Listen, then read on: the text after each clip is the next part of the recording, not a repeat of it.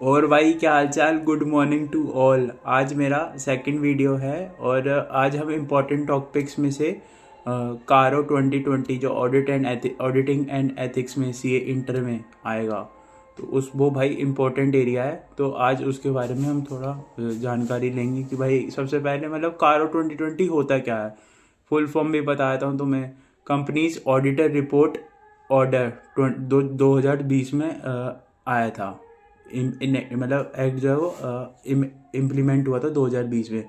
ये जो है कारो 2020 इसलिए किया गवर्नमेंट ने क्योंकि समटाइम्स क्या होता था ऑडिटर ना कुछ कुछ चीज़ों पे ग्राउंड्स पे ऐसी थी जो मतलब 21 बातें जो हम अभी पढ़ेंगे पैरा 3 और पैरा 4 में, जो हमें ऑडिटर्स रिपोर्ट के अंदर मैटर जो है वो हमें डिस्क्लोज करने पड़ते हैं अब। तो ऑडिटर कहता है वो ट्रांसपेरेंसी नहीं आ पा रही थी इतनी, तो जितने भी मतलब अब जैसे कोई भी जहाँ पे कंपनीज में फ्रॉड वगैरह हुए तो जो प्रोसीडिंग्स होती थी तो उसमें ऑडिटर दिखाया था कि भाई मैंने तो सारे अपने प्रोसीजर्स लगाए हैं, सारे ऑडिट प्रोसीजर्स लगाए हैं। सी वो असर्शंस जो होता है हमारा completeness, existence, accuracy, valuation, obligations and presentation and disclosures, मतलब उन सारी एजर्शंस पे हमने प्रॉपर एक रिलायंस लिया है, sufficient and appropriate audit evidence लिया है। पर समहाउ फिर भी हम और जो फ्रॉड है उसको डिटेक्ट नहीं कर पा रहे हैं। तो ये 21 जो वो है हमारे अकाउंट्स कि भाई इन चीज़ पे तो हमें ज़्यादा से ज़्यादा रिलायंस लेना ही है। जैसे कि फिक्स एसेट्स है, इन्वेंट्रीज है, इन पे हमें रिलायंस लेना है। लोन्स और गारंटीज, एडवांसेस जो हम इशू कर एडवांसेस देते हैं हम अपने जैसे सब्सिडरी को देते हैं, जॉइंट वेंचर को देते हैं या फिर किसी और को भी दे रखा है तो उनके ऊपर, और कॉस्ट रिकॉर्ड्स के ऊपर, स्टैट्यूटरी ड्यूज जो पे करते हैं जैसे जीएसटी और इनकम टैक्स, सेस, ये सब। तो आज हम उसके बारे में पढ़ेंगे। और भाई अब इसे मतलब बंदों को काफ़ी बंदों को मतलब मुझे भी खुद ऑडिट में ये कारों में याद करने में बड़ी दिक्कत हो रही थी भाई। रट्टाफिकेशन लगाना पड़ रहा था, तो अब वो रट्टाफिकेशन लगाएंगे कि भाई बिल्कुल ऐसे याद हो जाए, दिमाग में से फीड बैठ जाए, ऐसा करेंगे। ठीक है ना। चलो अब कारों के बारे में पढ़ते हैं। तो मतलब ये एक तो सबसे पहले हम आएगा कि भाई कारों किस किस के ऊपर लगता है। तो लॉ में जो कंपनीज एक्ट 2013 में ये बोला हुआ है सेक्शन 2 के ऊपर, सेक्शन 2 में कि कारों जो है वो हर कंपनी पे लगेगा इंक्लूडिंग फॉरेन कंपनी। पर कुछ कंपनीज पे नहीं लगेगा, जैसे बैंकिंग कंपनी, क्योंकि उस पर बैंकिंग रेगुलेशन एक्ट लगेगा 1949 का। और इंश्योरेंस कंपनी पे सेक्शन 8 कंपनी जो एनपीओ होती है, जो उनका मतलब जिनका पर्पस है to be not be profit oriented, और मतलब सोसाइटी के वेलफेयर के लिए जो कंपनीज खुलती है। 1% कंपनी पे, स्मॉल कंपनी पे, और प्राइवेट कंपनी भी कंपनी है पर उस पर वैसे लगेगा। पर अगर ये कुछ कंडीशंस अगर वो फॉलो कर रही है तो प्राइवेट कंपनी पे नहीं लगेगा। तो वो कंडीशंस भी हम ध्यान रखेंगे। ठीक है। अब एक सेकेंड, अब मैं बताता हूँ कि स्मॉल कंपनी क्या होती है और प्राइवेट कंपनी क्या होती है। प्राइवेट मतलब स्मॉल कंपनी क्या होती है और प्राइवेट कंपनी जिसके ऊपर नहीं लगेगा वो क्या है। ठीक है। चलो भाई देखो, ये लिखा हुआ है मैंने कि सेक्शन 2 कंपनीज एक्ट 2013 में लिखा है कि कारो 2020 हर कंपनी के ऊपर एप्लीकेबल होगा, फॉरेन कंपनी के भी, पर except banking company, insurance company, section 8 OPC, small company और प्राइवेट लिमिटेड में। और इसमें मैंने इसलिए ऊपर छोटा सा स्टार लगाया कि भाई एप्लीकेबल तो तभी नहीं होगा वो अगर ये कंडीशंस फॉलो वो कर रही है तो भाई सबसे पहले पढ़ते हैं कि स्मॉल कंपनी क्या होती है। देखो भाई, एक सेकेंड भाई। भाई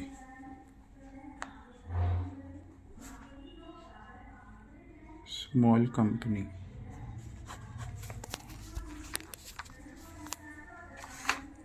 देखो भाई स्मॉल कंपनी होती है वो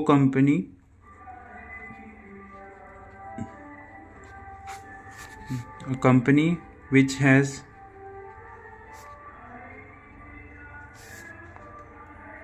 paid up share capital,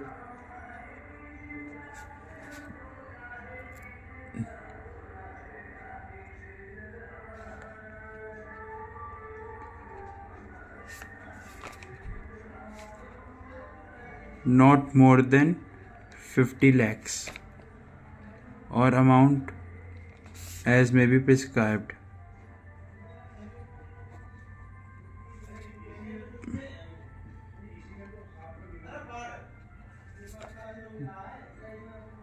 by C G, जो अब वो 10 CR की कर दी कि मतलब पेड अप शेयर कैपिटल अगर हमारी देखो लॉ के हिसाब से तो 50 लाख की है कि मतलब अगर 50 लाख से ज़्यादा की अगर हमारी पेड अप शेयर कैपिटल है तो वो स्मॉल कंपनी की तरह क्वालिफाइड नहीं कर सकती। और या फिर कोई हायर अमाउंट जो सीजी प्रिस्क्राइब कर दे, तो सीजी ने 10 करोड़ किया, तो मतलब प्रैक्टिकली देखा जाए तो देखो जब तुम लॉ लिखोगे तो यही लिखना, अगर वैसे स्मॉल कंपनी पूछने को तो नहीं आएगा क्योंकि ये फाउंडेशन की चीज़ है। तो अगर लॉ लिखोगे तो ये कि भाई 50 लाख से paid up share capital 50 lakh से ज़्यादा नहीं होनी चाहिए, या फिर जो सीजी जिस प्रिस्क्राइब करते हैं जो 10 करोड़ है। और प्रैक्टिकल वर्ल्ड के लिए हम ये कहेंगे कि स्मॉल कंपनी मानी जाएगी अगर उसकी paid up share capital 10 crore से कम है तो। ठीक है ना। और इसमें फिर दूसरी चीज़ ये आती है कि हमारी जो टर्नओवर है वो 2 CR से ज़्यादा की नहीं होनी चाहिए, और हायर अमाउंट एज में बी प्रिस्क्राइब्ड।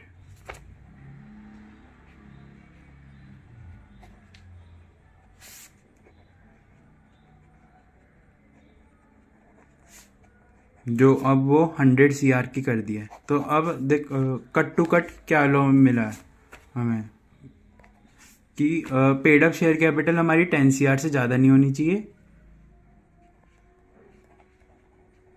और जो टर्नओवर है वो हमारी 100 CR से ज़्यादा नहीं होनी चाहिए। ठीक है। अच्छा, अब सेकंड चीज़ जो मैंने बताया था कि भाई प्राइवेट कंपनी के ऊपर ये कारों की रिपोर्टिंग आएगी, पर नहीं आएगी अगर ये हम कुछ चीज़ें हैं कि भाई एक तो वो किसी भी कंपनी की होल्डिंग और सब्सिडरी नहीं होनी चाहिए। अगर वो किसी पब्लिक कंपनी की होल्डिंग या सब्सिडरी है तो उसके ऊपर इधर लिख दूँ यस और नो, कि अगर वो है तो कारो एप्लीकेबल है, और अगर नहीं है तो कारो एप्लीकेबल नहीं है। ठीक है। फिर हमारी जो पेड अप शेयर कैपिटल और रिजर्व्स एंड सरप्लस का जो सम आएगा है, मतलब PSC plus reserves and surplus, वो हमारे 1 CR से ज़्यादा के नहीं होने चाहिए। अगर ये कंडीशन है तो कारो एप्लीकेबल होगा, और अगर नहीं है और अगर 1 CR से ज़्यादा है तो फिर कारो एप्लीकेबल, सॉरी उल्टा बोल दिया ना मैंने, अगर 1 CR से कम है तो कारो एप्लीकेबल नहीं होगा, और अगर 1 CR से ज़्यादा है तो कारो एप्लीकेबल होगा। ठीक है ना। और अगर हमारी बोरोइंग्स पूरे फिनेंशियल ईयर में किसी बैंक ऑफ फिनेंशियल इंस्टीट्यूशन से ये भी 1 CR से एक्सीड हो रही है तो कारो एप्लीकेबल हो जाएगा, वरना कारो एप्लीकेबल नहीं होगा। और थर्ड चीज़ हो जाती है कि जो हमारी टर्नओवर है, टर्नओवर हमारी 10 CR से एक्सीड नहीं करनी चाहिए।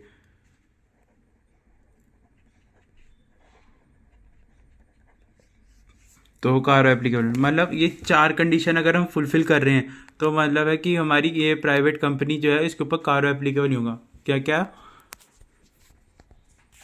कि वो होल्डिंग या सब्सिडरी नहीं होनी चाहिए पब्लिक कंपनी की,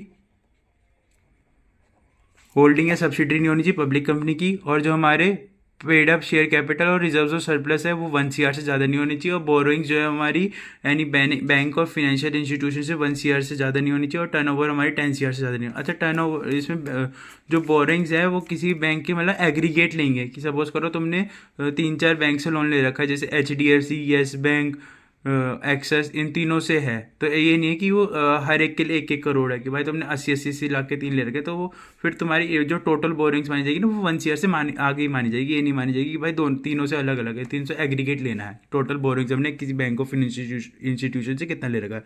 और टर्नओवर के अंदर 10 CR हमारी, इसमें अदर इनकम भी हम इंक्लूड करेंगे, और जो इनकम जैसे जो पहले ऑपरेशंस हम कर रहे थे और अब उसमें नहीं कर रहे, मतलब डिसकंटिन्यूइंग जो ऑपरेशंस हमारी इनकम आ रही है उसको भी हम मानेंगे इनकम टर्नओवर में। ठीक है।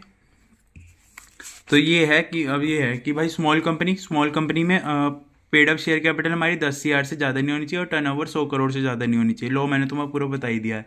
और प्राइवेट कंपनी में कारो नहीं लगेगा अगर वो किसी भी पब्लिक कंपनी की होल्डिंग या सब्सिडरी नहीं है, उसकी paid up share capital, reserves and surplus 1 crore से ज़्यादा नहीं है, बोरोइंग 1 करोड़ से ज़्यादा नहीं है, और टर्नओवर 10 करोड़ से ज़्यादा नहीं है किसी भी फिनेंशियल ईयर में। ठीक है। और अब कारों के अंदर क्या है भाई, कारों के अंदर ये कुछ 21 बातें हैं। तो सबसे पहले ना आसान आसान पढ़ लेते हैं।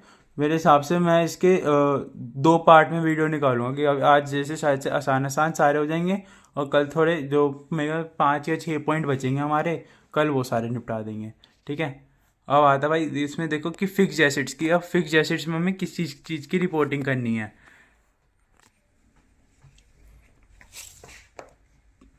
तो इसमें आता है कि जो कंपनी है उसने प्रॉपर रिकॉर्ड्स बना रखे हों फिक्स्ड एसेट्स के रिगार्डिंग कि उसका क्वांटिटेटिव एक्सपेक्ट्स कि मतलब क्या कितने अमाउंट की हमारी वो है फिक्स्ड एसेट कितने क्या लिख रहा हूँ एसेट एस्पेक्ट्स कि हमारी कितने अमाउंट की है, नेट कैरिंग वैल्यू क्या है, उस पर डेप्रिसिएशन कितना हम लगा रहे हैं, और उसकी सिचुएशन क्या है। ये ऐसा तो नहीं है भाई वो स्टडी के लिए कहीं पे पड़ी हुई है। और ठीक है। और इन फिक्स्ड एसेट्स में हमें हमेशा पता है 2 चीज़ें आती हैं, एक टेंजिबल एसेट और इनटेंजिबल एसेट। ठीक है। और जो वो है क्या कहते हैं, जो इनटेंजिबल एसेट मतलब जैसे गुडविल, पेटेंट, ये सब है। तो इसमें हम देखेंगे कि भाई जो पेटेंट है उसके भी हमने प्रॉपर रिकॉर्ड्स बना रखे हो, शोइंग फुल पर्टिकुलर्स, वो सारी चीज़ें मतलब वो प्रॉपर डिस्क्लोज कर रखी हो। ठीक है। और पीपीई में हम देखेंगे कि भाई फिजिकल वेरिफिकेशन होनी चाहिए रेगुलर इंटरवल्स पे, और कोई अगर डिस्पेरेंसीज आ रखी है तो उसको हमने डील कर रखा है बुक्स ऑफ अकाउंट्स में प्रॉपरली। ठीक है। और मतलब ये एक पॉइंट हो गया, ये 2। इसमें तीसरा पॉइंट ये है कि कोई बेनामी प्रॉपर्टी तो नहीं होल्ड कर रखी, या फिर मतलब कि कोई मतलब ऐसी प्रॉपर्टी तो नहीं है जिसमें कोई ट्रांजेक्शन प्रोसीडिंग्स कोई इनिशिएटेड हो रखी है, या फिर कोई प्रोसीडिंग्स पेंडिंग है कि मतलब होने वाली है, इनिशिएटेड है, या फिर कोई पेंडिंग है बेनामी ट्रांजेक्शन एक्ट में 1988 का। और अगर वो ऐसे हो रखे तो उसे हमें प्रॉपर डिस्क्लोज करना है फाइनेंशियल स्टेटमेंट्स में।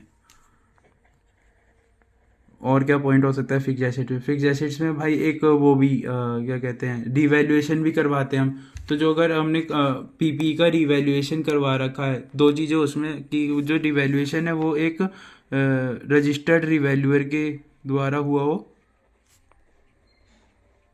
और उसको हमें डिस्क्लोज करना है फाइनेंशियल स्टेटमेंट में। अगर जो हम मतलब चेंज जैसा आएगा ना रिवैल्यूशन, अगर वो 10% से ज़्यादा का अगर बढ़ा 10% से ज़्यादा अगर हमारी वैल्यू बढ़ रही है तो उसको डिस्क्लोज करना पड़ेगा फाइनेंशियल स्टेटमेंट्स में। अगर 10% से कम का है तो नहीं करना पड़ेगा। अच्छा, और जो 10% है वो हम नेट कैरिंग वैल्यू का, एग्रीगेट नेट कैरिंग वैल्यू का लेंगे हर पीपीई के लिए। जैसे सपोज करो हमारे पास 3 बिल्डिंग है, तो ये नहीं कि हर बिल्डिंग के लिए अलग अलग। अगर जैसे सपोज करो हम पे दिखाता हूँ, जैसे बिल्डिंग है हमारे पास एसेट में, वो उसका टोटल आ रहा है 1 CR का, कि एक है हमारे पास 50 लाख की, एक है 40 लाख की, एक है कितना 10 लाख की। ठीक है। और अब हमने रिवैल्यूएशन करवाया तो 50 लाख की हमने कर दी 52 लाख, 40 लाख की हमने कर दी 60 लाख, और 10 लाख की हमने कर दी 14 लाख। कितने हो गए 74, 74 और 50, एक 25, एक 26, 2 भी तो है, हाँ, एक 26 लाख की होगी। मतलब अब ये 1 करोड़ का 10, हम 1 करोड़ का 10% लेंगे, इसका नहीं देखेंगे कि भाई 50 लाख का 10% है तो इसके नहीं करेंगे, 10 लाख का इसकी करेंगे, इसकी करेंगे। ये नहीं कि हम 50 लाख, हमें तीनों को डिस्क्लोज करना पड़ेगा कि इतनी इतनी हमारी थी। ठीक है। और कभी कभी क्या होता है, जो हमारी एसेट्स होती है ना वो उनके नाम पे नहीं ले रखी, कंपनी के नाम पे नहीं ले रखी, या परचेज कर रखी है, या फिर कंपनी के नाम पे हाँ कंपनी के नाम पे नहीं ले रखी, तो उसको भी हमें डिस्क्लोज करना है कि भाई कौन सी हमारी ऐसी प्रॉपर्टी है, डिस्क्रिप्शन दे देना उसका प्रॉपर्टी का, डिस्क्रिप्शन ऑफ प्रॉपर्टी, और नेट कैरिंग वैल्यू उसकी, और पीरियड कि कितने पीरियड से हमने नहीं ले रखी और किसके नेम में ले रखी है, हेल्ड इन नेम ऑफ, और रीज़न कि भाई क्यों हमने अपने नाम में छोड़ के उनके नाम पे ले ली। ठीक है, ये है।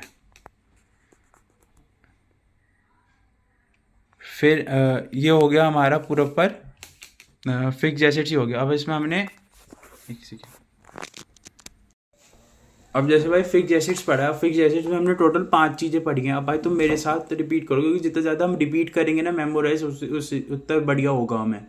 तो देखो फिक्स एसेट्स में हमें 5 चीज़ देखनी है। सबसे पहले हमने पढ़ा कि भाई जो कंपनी है वो प्रॉपर रिकॉर्ड्स बना रही हो, पीपी के लिए भी और इंटेंजिबल के लिए भी। पीपी में जो टेंजिबल हमारे एसेट्स हैं उसके अंदर प्रॉपर शोइंग फुल पर्टिकुलर्स, क्या क्या उसमें हमारी क्वांटिटेटिव एस्पेक्ट होना चाहिए, सिचुएशन होनी चाहिए हमारी पीपी की, वो कहाँ रखी है और कैसी है, कोई वो तो नहीं हो रखा नॉर्मल टीयर एंड वियर तो नहीं हो रखा ये सब, या फिर इन एब्सोल्यूट तो नहीं हो रखी।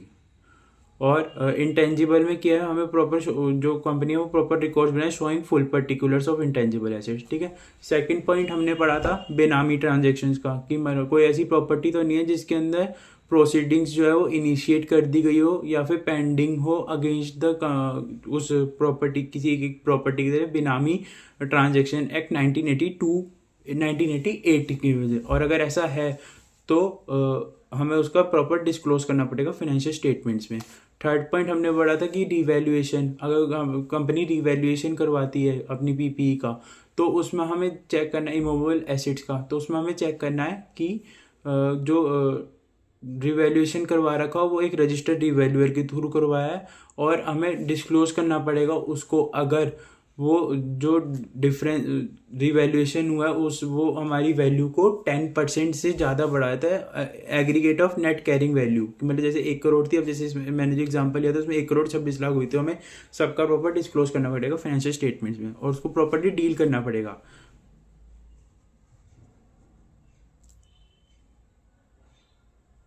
मतलब अमाउंट ऑफ चेंज हमें स्पेसिफाई करना पड़ेगा। ठीक है, ये हो गए हमारे 3 पॉइंट। चौथा हमने पढ़ा था कि भाई इमूवेबल प्रॉपर्टी जो है वो कंपनी के नाम पे ना लेके किसी और के नाम पे ली हुई है, तो उसमें हमें 5 चीज़ें बतानी पड़ेगी। डिस्क्रिप्शन ऑफ प्रॉपर्टी, उसकी वैल्यू क्या है, नेट कैरिंग वैल्यू, पीरियड किस पीरियड के लिए लगा रखी है, और किसके नेम में ले रखी है। मतलब होता है ना कि भाई प्रोमोटर, और वो तुमने ऑडिट में वो चैप्टर ऐसे 220 में पढ़ोगे ना सारे नाम की, मैनेज प्रोमोटर, डायरेक्टर की मैनेजमेंट, ये सब तो उनके नाम पे ले रखे। और रीज़न क्या है कि भाई क्यों ले रखे, तुमने उनके नाम पे क्यों नहीं ले रखे, अपनी कंपनी के नाम पे क्यों नहीं ली। पांचवा पॉइंट पढ़ा था कि फिजिकल वेरिफिकेशन होनी चाहिए उनकी पीपी की ऑन रेगुलर इंटरवल्स, और कोई मटेरियल डिस्पेंसीज आती है, मतलब कोई एक्सेप्शंस आ जाती हैं कि भाई जैसी हमने पीपी सोची अब ये ऐसी नहीं है, कुछ ना कुछ दिक्कत आ रही है इसमें, तो वो फिर हमें डील करना पड़ेगा बुक्स ऑफ अकाउंट्स में। ठीक है, ये हो गया हमारा प्रॉपर्टी फिक्स एसेट्स का हो गया। अब आता है इन्वेंट्रीज। इन्वेंट्रीज के अंदर भी देखो एक तो वो आएगा कि जैसे फिक्स एसेट्स का हमने वो किया था फिजिकल वेरिफिकेशन, इन्वेंट्री का भी फिजिकल वेरिफिकेशन होगा रेगुलर इंटरवल्स में।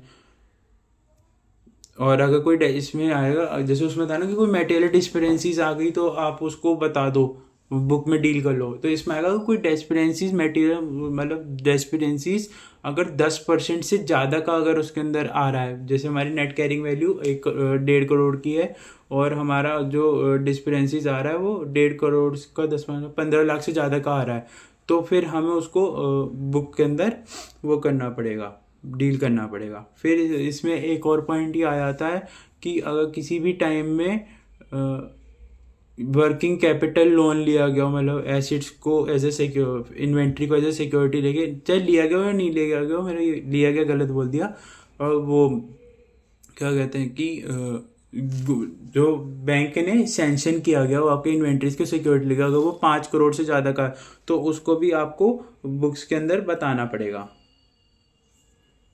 ठीक है, और उसमें क्वार्टरली और उसमें ये भी है क्वार्टरली जो वो है क्वार्टरली रिटर्न्स और जो स्टेटमेंट है उसको आपको मतलब कंपेयर करना पड़ेगा एग्रीमेंट का। क्वार्टरली जो रिटर्न्स हम फाइल कर रहे हैं ना उसको कंपेयर कर लेना जो हमारे बुक्स ऑफ अकाउंट्स में जैसे है, ठीक है। इन्वेंट्री में बस यही 2 पॉइंट थे, क्या क्या कि एक तो फिजिकल वेरिफिकेशन होना चाहिए रेगुलर इंटरवल्स पे, और 10% से ज़्यादा का अगर कोई डिस्पेरेंसीज आ रही है तो हमें उसको बुक्स ऑफ अकाउंट में डील करना पड़ेगा। सेकंड, वर्किंग कैपिटल अगर लोन ले रखा है by giving the security of current assets if it is exceeding 5 crore, कि अगर सैंक्शन कर दिया है बैंक ने 5 करोड़ से ज़्यादा तो हम वो देखेंगे कि जो स्टेटमेंट्स फाइल की गई क्वार्टरली रिटर्न जो हम फाइल कर रहे हैं वो फील्ड क्वार्टरली फाइल कर रहे हैं और जो एग्रीमेंट्स है वो एक्यूरेट होने चाहिए, मतलब उसके अंदर कोई डिफरेंस नहीं आना चाहिए, ठीक है। अब थर्ड इसमें लोन्स एडवांसेस जो गारंटीज वगैरह हम देते हैं ना, अब इसमें 6-7 पॉइंट है तो मैं सोच ये कल करेंगे। ये 2 पॉइंट आज हमारे हो गए फिक्स्ड एसेट्स और इन्वेंट्रीज का। अब नेक्स्ट हम करते हैं डिपॉजिट्स। डिपॉजिट्स में क्या है, डिपॉजिट्स में कुछ नहीं है भाई, बस एक बार ध्यान रखने वाली बात है कि जो सेक्शन 73 to 76 के प्रोविजंस है ऑफ कंपनीज एक्ट 2013 का, उसका जो कंपनी एक्सेप्ट करिए। देखो तुम्हें हमेशा याद रखना कि याद ही होगा कि डिपॉजिट्स जो हैं कंपनी 2 जगह से ले सकती है, या तो वो मेंबर से डिपॉजिट ले सकती है, उसके प्रोविजंस में अभी हम नहीं जा रहे, या फिर वो एक्सेप्ट फ्रॉम मेंबर्स, या फिर वो पब्लिक से भी एक्सेप्ट कर सकती है। तो वो जो है वो उसके जो प्रोविजंस है सेक्शन 73 to 76 के वो उसको वो फॉलो कर रही हो, ठीक है ना। मैंने साथ में आईसीआई की बुक भी खोल रखी है जिसे उसे रीड करते करते जिसने लिखा है in respect of deposits accepted by the company or amounts which are deemed to be deposits whether the directives issued by RBI and the provision where applicable have been complied with. If not, the nature of such contributions to be stated. If any order has been passed by company law or NCLT or Reserve Bank of India or any court or any other tribunal whether the same has been complied with or not. देखो भाई simple से यही बात है। एक तो भाई हमें प्रोविजंस फॉलो करने हैं section 73 to 76 of companies act के, और कोई रूल्स जो आरबीआई ने बनाए हुए उसे फॉलो करना है। अगर ये हम फॉलो नहीं करते मतलब कॉन्ट्रीवेंशन हो रहा है इस प्रोविजंस को, तो इसको हमें स्टेट करना है, वैसे हमें बताना है और देखना कोई ऐसे रूल्स और क्योंकि फिर अगर हम फॉलो नहीं करेंगे तो ये जो केस है वो एनसीएलटी और सीएलटी कंपनीज लॉ ट्रिब्यूनल में जाएगा ना, तो उसमें देखना जो ऑर्डर पास किया गया उसने वो हमने फॉलो किया है या नहीं, कंपनी ने उसको फॉलो किया है या नहीं, जो ऑर्डर एनसीएलटी पास करेगा उसको हमने फॉलो किया हुआ है या नहीं, ठीक है। और फिर आता है डिपॉजिट वो कॉस्ट रिकॉर्ड्स जो हमें मेंटेन करने पड़ते हैं। तो उसमें कुछ नहीं है कि भाई कॉस्ट रिकॉर्ड्स जो हैं वो सेक्शन 148 जो है कंपनीज अकाउंट्स के हिसाब से हमने मेंटेन किया गया हूँ, बस ये है कि मतलब जो लिखा है whether maintenance of cost record has been specified by central government under subsection 1 of section 148 of companies act and whether such accounts and records have been so made and maintain, ठीक है ना। कि मतलब जो सेंट्रल गवर्नमेंट सेंक्शन जो specify करेगी subsection 1 of section 148 of companies act 2013 उसके हिसाब से हमने जो वो है अकाउंट्स और रिकॉर्ड उसको मेंटेन कर रखे हूँ बस कंपनी ने, ठीक है।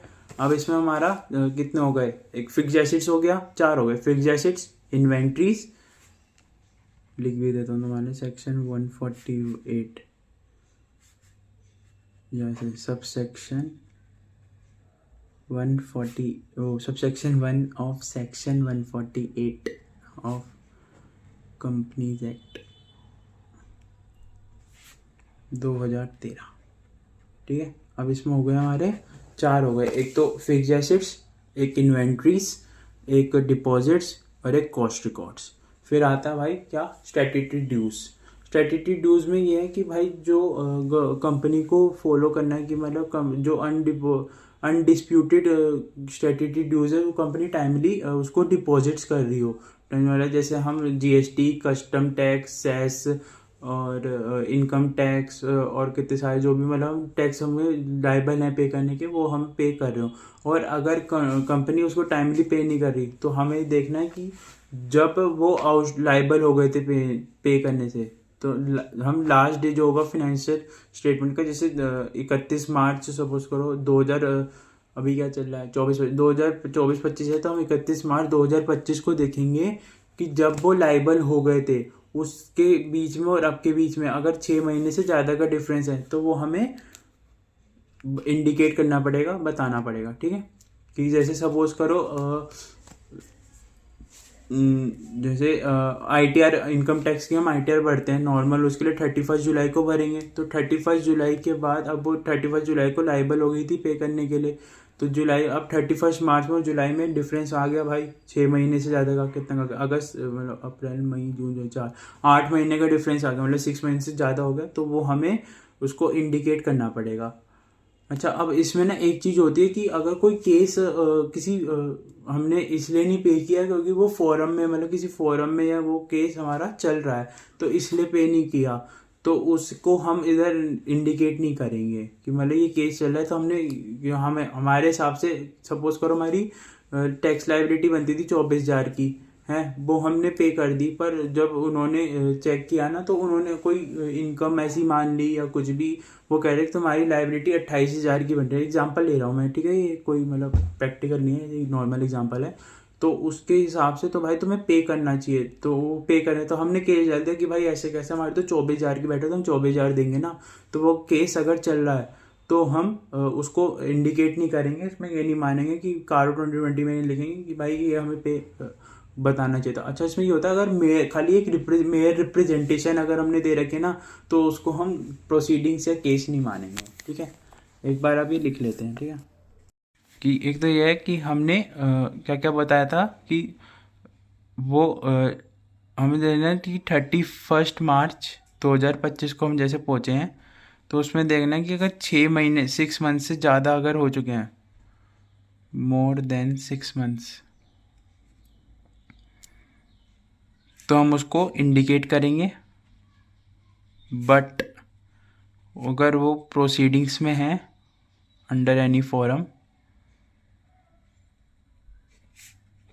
तो नहीं करेंगे, तो नहीं करेंगे।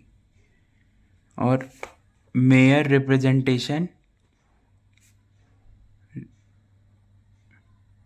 इज नॉट कंसीडर्ड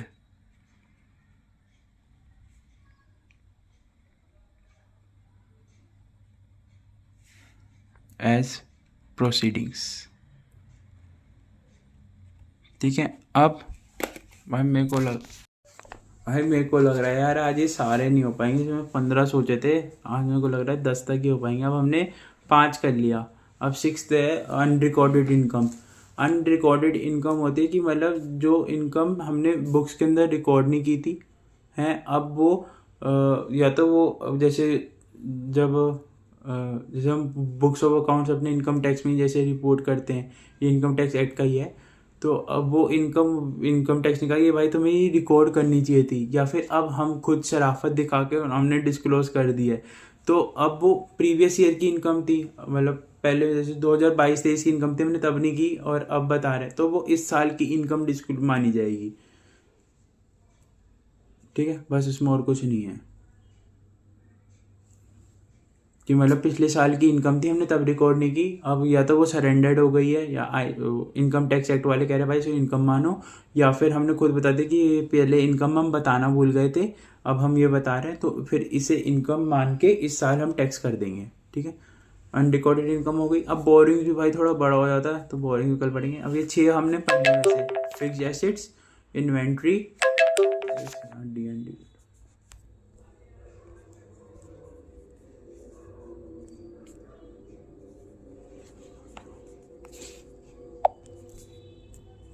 अब हमने 6 पढ़ लिए, fixed assets, inventory, cost records, deposits, statutory dues और ये अनरिकॉर्डेड इनकम।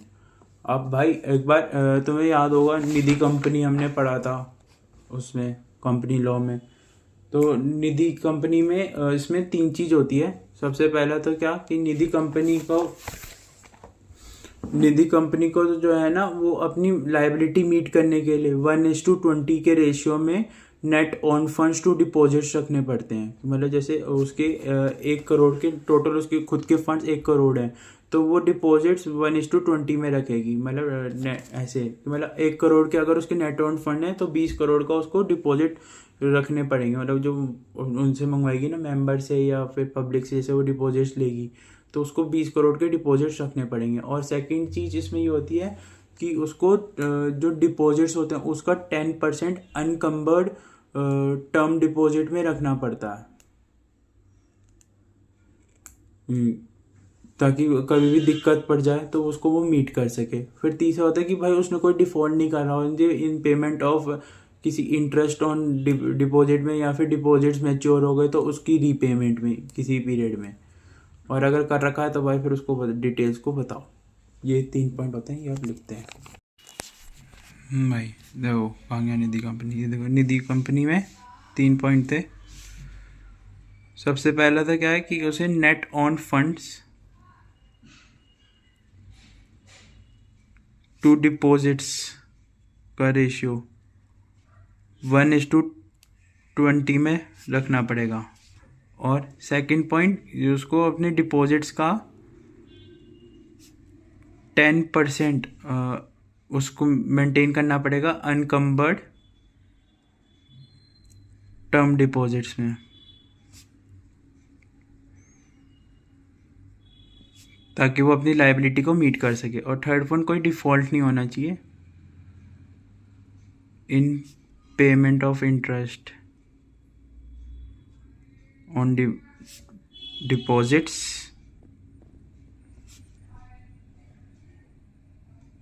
और repayment of deposits.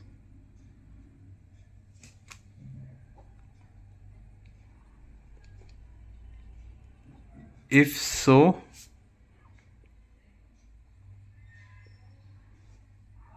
details thereof must be indicated।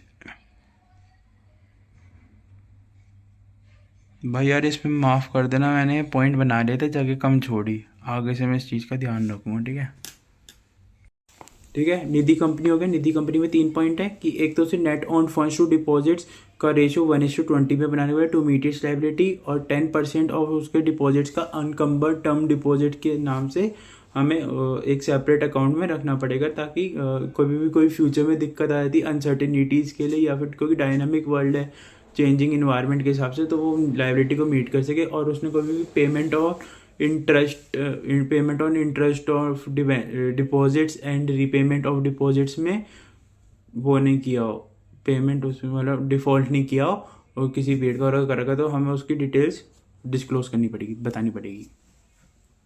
ठीक है। अब नेक्स्ट क्या है, related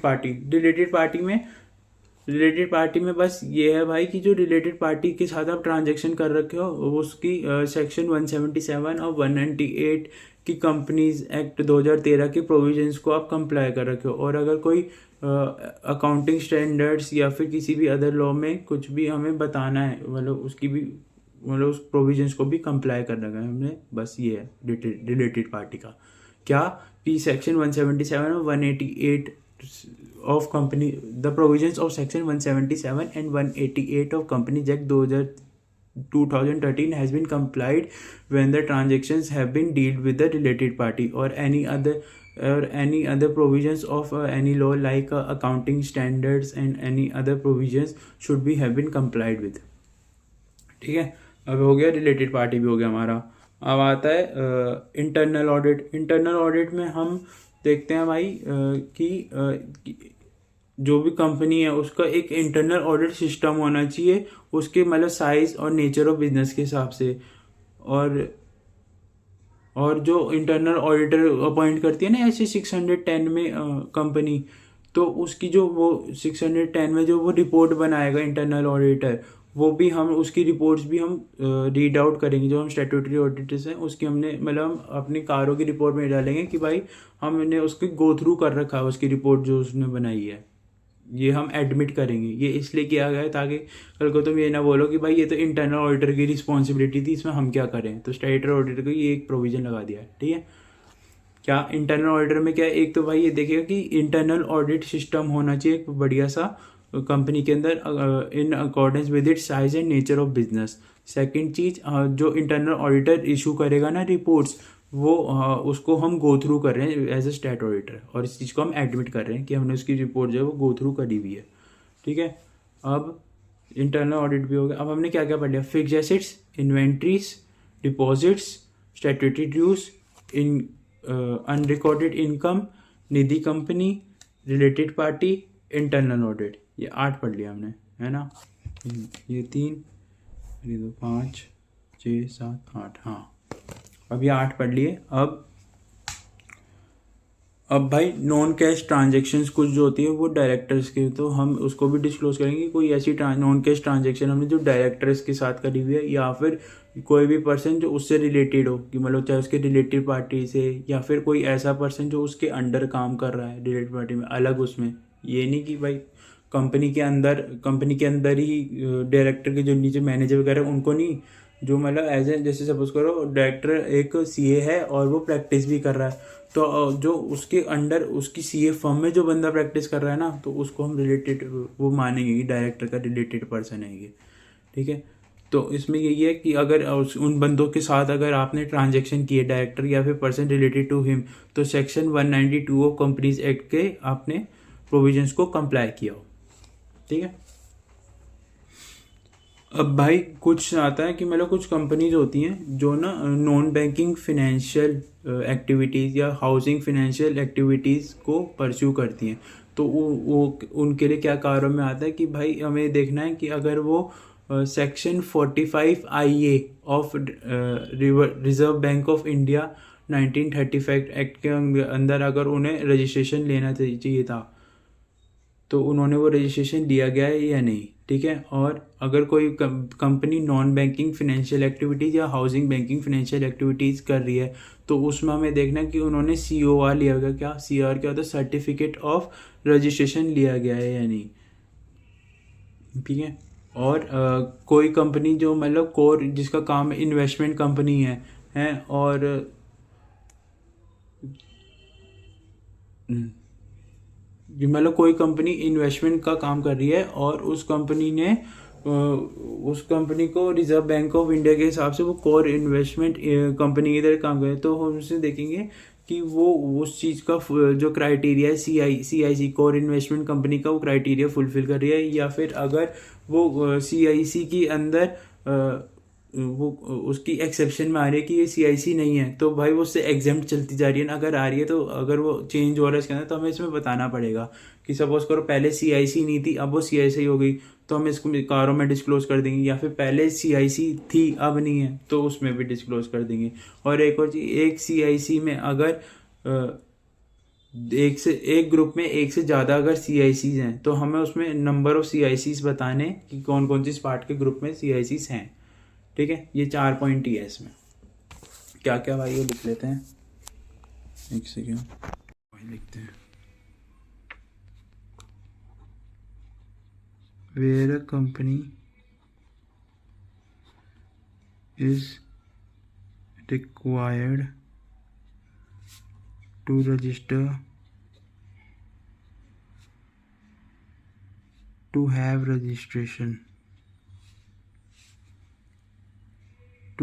registration under section 45 IA of Reserve Bank of India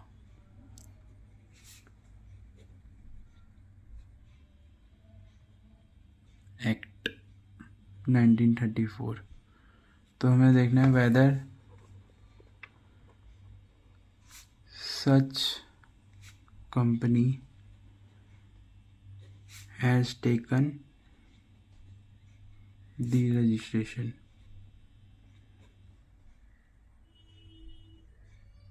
और जो हो गया फर्स्ट पॉइंट। सेकंड, अगर कोई कंपनी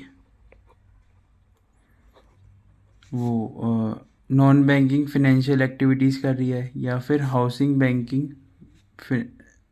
फिनेंशियल एक्टिविटीज़ कर रही है, तो उसको COR completion of registration valid certification of registration लेना पड़ेगा रिजर्व बैंक ऑफ इंडिया से, ठीक है।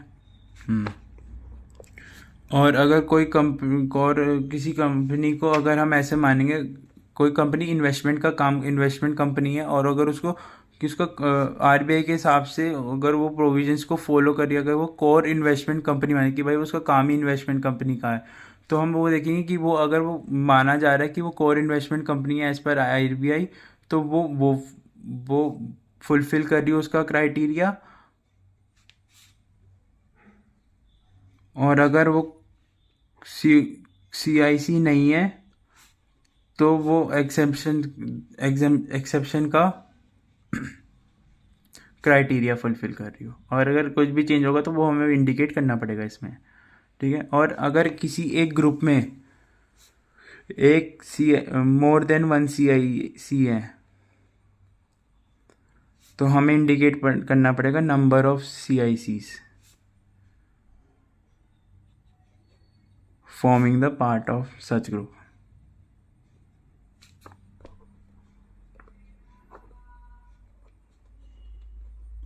ठीक है। यही था भाई इसमें। अब भाई देखो हमने क्या क्या पढ़ लिया, एक तो फिक्स एसेट्स पढ़ लिए, इन्वेंट्रीज पढ़ लिया है, डिपॉजिट्स पढ़ लिया है, स्टैट्यूटरी ड्यूज पढ़ लिया है, कॉस्ट रिकॉर्ड्स पढ़ लिया है, निधि कंपनी पढ़ लिया है, और क्या पढ़ा बताओ, निधि कंपनी पढ़ लिया है, और वो non cash transactions with directors, related party transactions, और एक ये NBFC वाला पढ़ लिया है, और इंटरनल ऑडिट। ये भाई 10 पॉइंट हमने पढ़ लिए हैं। अब देखो भाई वीडियो ज़्यादा लंबी हो गई, तुम सोचोगे कि भाई पढ़ाया जा रहा है, दिमाग ख़राब कर रहा है, तो आज इतने रखते हैं, फिर उसके बाद करेंगे। और भाई देखना भाई, होप तुम्हारा ये यूज़फुल हो, और जितना हो सके भाई मैं हेल्प करूँगा, क्योंकि मैं देखो स्टैमर बहुत ज़्यादा कर रहा हूँ अभी, मेरी क्योंकि सेकंड वीडियो है, तो जितना ज़्यादा हो सकेगा मैं इस चीज़ को भी इम्प्रूव करूँगा। और पक्का भाई तुम्हारे साथ लास्ट मई 25 है ना, मई 25 भाई फोड़ के आएंगे, ठीक है। चलो भाई, ऑल द बेस्ट भाई, पढ़ो।